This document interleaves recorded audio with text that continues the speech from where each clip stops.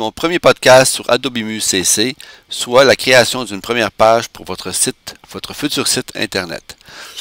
D'abord, la mise en page initiale. Maintenant, c'est sûr qu'il faut tenir compte de ce qu'on appelle le Responsive Web Design, c'est-à-dire de créer des sites pour soit les ordinateurs de bureau, soit les tablettes, soit les téléphones. Mon premier choix va pour l'ordinateur de bureau et conséquemment, nous créerons les autres plateformes par la suite.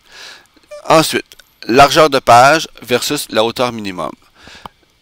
Et ici, il faut tenir compte, oui, en effet, du pied de page rémanent qui ici, en fait, le pied de page rémanent va permettre que le bas de votre site web soit toujours collé, en fait, à côté sur le bas de la page du navigateur. Donc, ce qui va défaire indirectement votre 960 par 500. Alors, si vous décochez ça et que vous mettez vraiment le 900, pourquoi 900 par 600, ce qui est mon premier choix, c'est que ça vous permet d'avoir un site qui correspond à un format 3:2 et qui, si on imagine, en fait, quand on travaille avec une grille, quand on est photographe, on a ce qu'on appelle la règle des tiers. Alors, c'est l'élément le plus important pour nous aider à composer si on est moins habitué.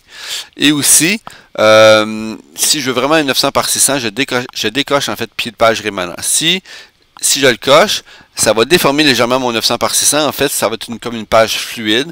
C'est-à-dire que plus je rajoute d'informations, soit de texte, l'élément, en fait, la page va s'agrandir au fur et à mesure. Et là, notre 900-600 se retrouvera un petit peu déformé en hauteur. Pas déformé, mais agrandi par l'ajout d'informations.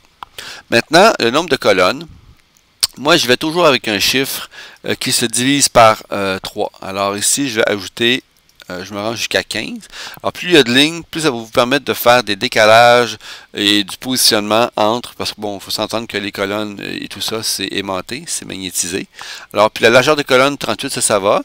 La gouttière, je réduis, moi, ici, à 15. Alors maintenant, le chiffre qui me donne au niveau en fait, de la largeur de la colonne, je le laisse aller tel quel, c'est selon mes préférences ici. Alors, le nombre de colonnes est important. Si je veux des colonnes plus larges, à ce moment-là, je vais réduire le nombre de colonnes, mais en ayant un chiffre qui se divise toujours par 3. Alors ici, j'irai peut-être pour 12. Maintenant, les marges, soit le margin, okay, ça c'est au niveau des marges de la page, et le marge, en fait, je parle ici le mot margin pour ceux qui créent des sites web déjà, alors c'est le terme utilisé, ou encore marge intérieure qui est le padding, qui va faire la distance à l'intérieur de la page. Parce qu'il faut tenir compte ici que le 900-600, c'est la page elle-même, mais qu'il y a aussi un navigateur qui a qui est une page en soi, qui peut contenir un fond, une image ou tout autre élément graphique qui va créer un motif.